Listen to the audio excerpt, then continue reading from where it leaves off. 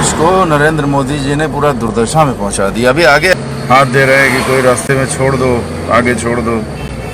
ये बच्चा सड़क पर ट्राली लिए पैदल पैदल पैदल पैदल चला जा रहा है, पैदल पैदल। सबसे बड़ी जो मोदी का मंत्रिमंडल है, जो इनकी सरकार है, उनसे सबसे बड़ी गलती ये हुई कि हुआ क्या कि मोदी ने सबको एक जगह पे इकट्ठा कर दिया, क्योंकि अब इस पे नियंत्रण कर पाना बड़ा मुश्किल है। पीएम केयर फंड जो है वो प्रधानमंत्री और मंत्रिमंडल की केयर के लिए है। वो तो फिर कि लोग भगत सिंह बन के अपने परिवार के लिए घर से निकलेंगे।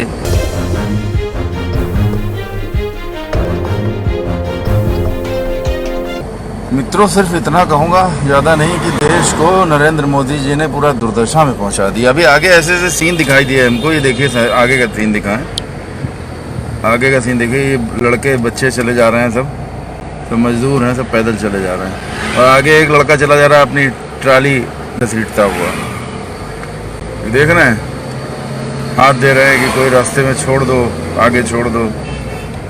अब हमको तो आगे बस 2 कदम आगे बाएं मुड़ना है, तो हम कहाँ छोड़ दें। लेकिन दशा समझिए, ट्राली लेके चलते मजदूर।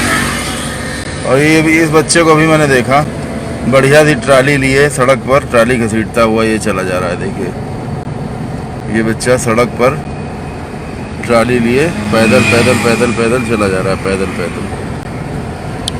ये दशा है कि अभी हम आपसे बताएं, पारा चौकी से लेके अवध हॉस्पिटल वाले चौराहे तक खाली आए हैं, तो कम से कम 10 ठो हाफ डाला, छोटा हाथी और जीप, ट्रैक्टर।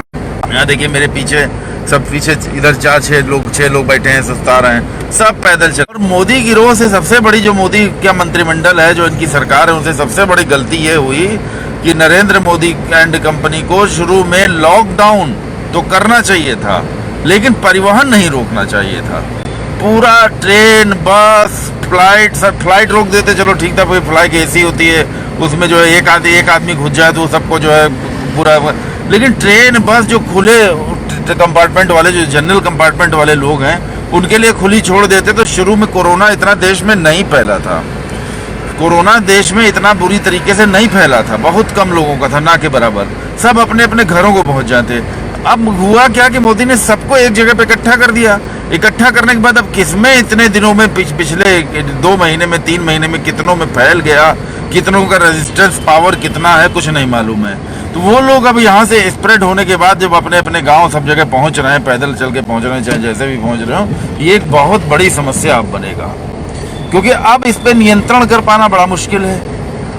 अब आदमी अपनी जान को भी डर रहा है, लोग ड्यूटी करने से डर रहे हैं, नौकरी करने से, मतलब ड्राइवर्स हों या एक ऐसा वर्ग भी बहुत बड़ा समाज का बन गया है जो अपनी जान है तो जहान है, इस वाक्य को सबसे ऊपर लेके चल रहा है कि 2-4 महीना काम नहीं करेंगे कोई भी। मतलब अच्छे खासे ड्राइविंग का काम करते हैं या ट्रेवल के उनके धंधे हैं, कुछ भी है, लेकिन उनके पास इतना पैसा कौड़ी है कि वो 10-20 साल अगर काम ना भी करें, कोई काम ना करें, तो भी उनका परिवार जी सकता है। मेरी बात यहाँ पे ध्यान से समझिएगा।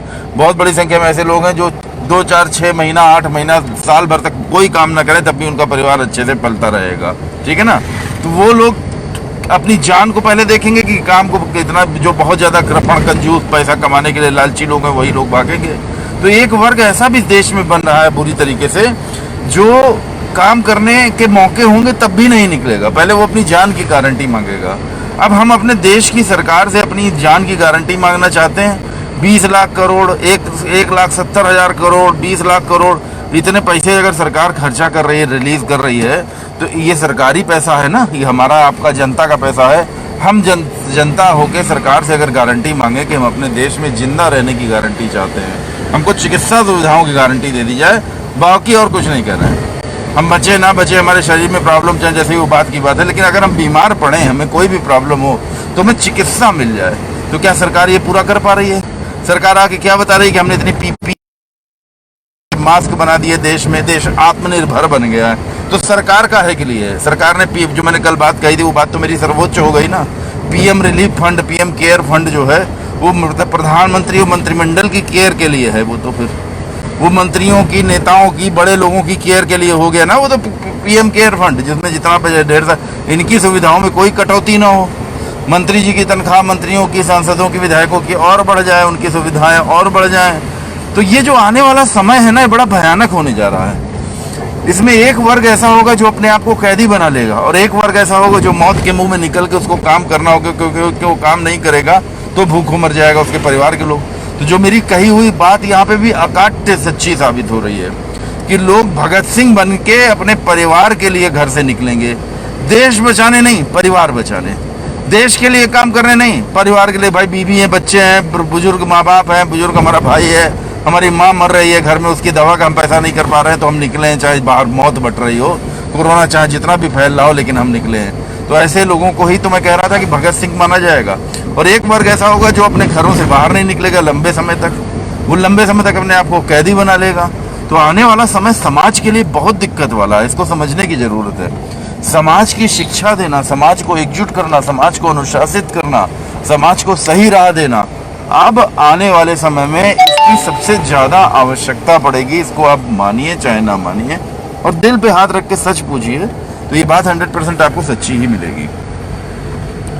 अगर आप दिल पे हाथ रख के सच सोचेंगे तो ये बात आपको 100% सच्ची मिलेगी।